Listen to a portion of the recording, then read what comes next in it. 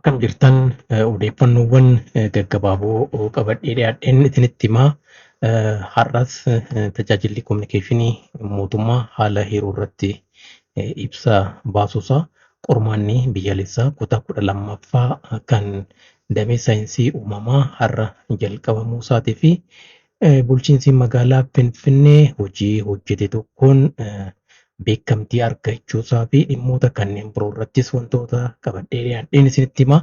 Haga xumuraatti nu waliin turaan isiniin jedha.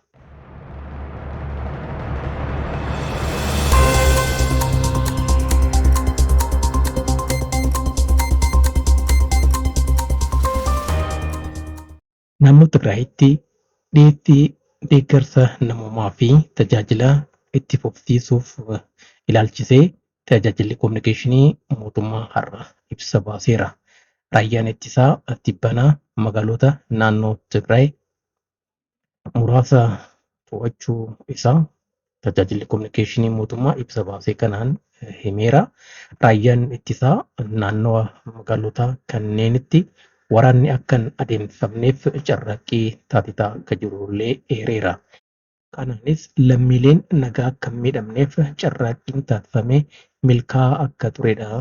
Tajaajilli kominikeeshinii mootummaa ibsa kenne kanaan kan eere. Raayyaan ittisaa yeroo ammaa magaalotaan alatti tarkaanfii fudhachaa akka jiruu fi magaalota akka Shiree, Alaammaaxaa fi Koram to'achuu akka danda'e mul'iseera. Raayyaan ittisaa tilmaama ololaa badaa gareen shororkeessaa adda bilisa baasaa uummata Tigraay raagaa turee hambisuu danda'us ibsa kanaan eereera. Mootummaan Itoophiyaa magaalota to'annoo jala oolan kanneenitti dhaabbileen deeggarsaa kennan waliin tumsuudhaan hojjechuudhaaf qophaa'aa ta'uusaas eereera.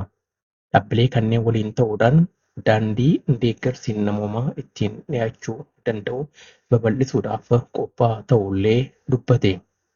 Daandii Goondarii hanga Shireetti jiru dabalatee karaa Kombolchaa, Dasee, Waldiyaa, Qobboo, Alaammaaxaa banuudhaan qophii barbaachisu hunda taasisuus himeera.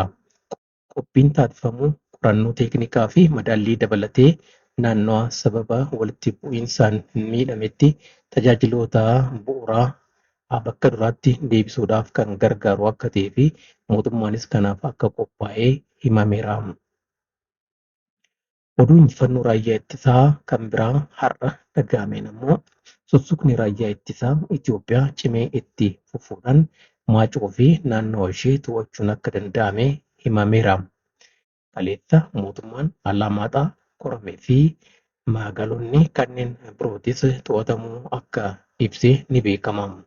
Barreessaan dhaabbata mootummoota gamtoomanii Antooniyoo Guuterees haalli Itoophiyaa keessa jiru to'annoodhaan ala ta'eera jechuudhaan kaleessa ibsa kennee ture.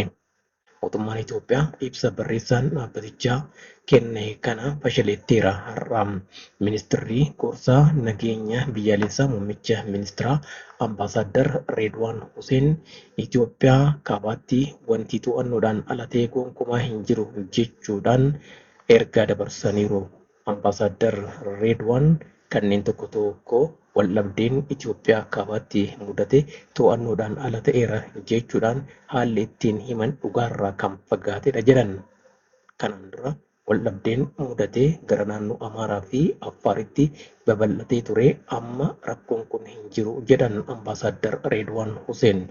Mootummaan dhaabbilee gargaarsa namoomaa dhiyeessan wajjiniin wal ta'uudhaan gargaarsa namoomaa fi dhiyeettii bu'uuraa haala fooyya'aa ta'een dhiyeessuudhaaf akka qophaa'ee jirus ambaasaadderichi mirkaneessaniiru. Gareen ministeera raayyaa ittisaa Dr. Abrahaam Balaayin hoogganame marii raayyaa ittisaa Hindii Afrikaa Gujaraatitti gaggeeffame irratti akka hirmaataa jiru himame.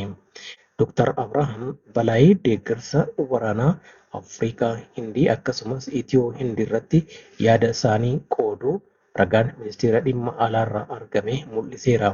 Marichi tumsa waraanaa Itoophiyaa fi Hindii cimsuudhaaf haala kan mijeessu ta'uusaa Dr. Abrahaam himaniiru.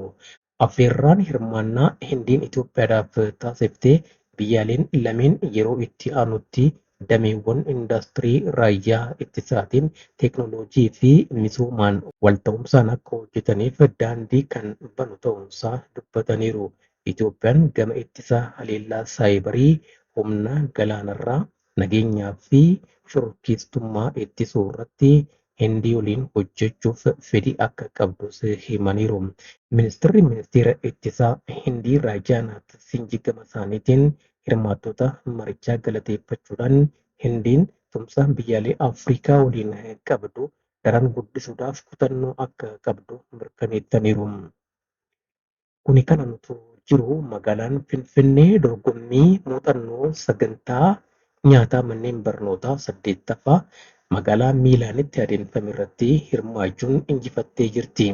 Dorgommii kanarratti magaalota 133tu hirmaate.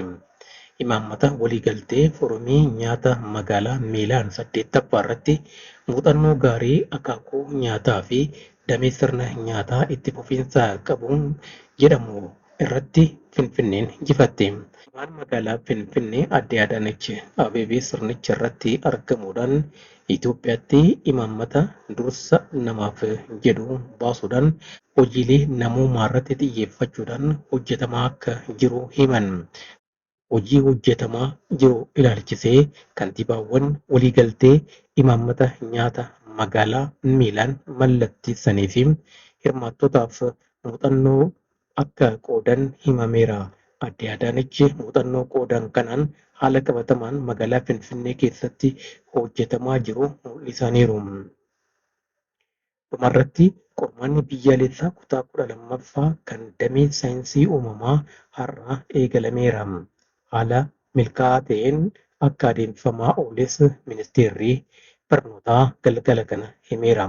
Qormaanni damee saayinsii uumamaa kun hanga onkololeessa 11 bara 2015tti akka turudha kan himame. Qormaatichi akkuma kan damee saayinsii hawaasummaa dhaabbilee barnoota olaanaa keessatti kennamaa akka jiru beekameera. Egaa hordoftoota koo waan hordoftaniif baay'een isin galatoomfadha. Odeeffannoon haala kanaan isin dhiyeessu guyyaa guyyaan akka isin dhaqqabuuf sheer, laayikii fi sabskiraayib gochuun dagatinaan isiniin jedha. Galatooma.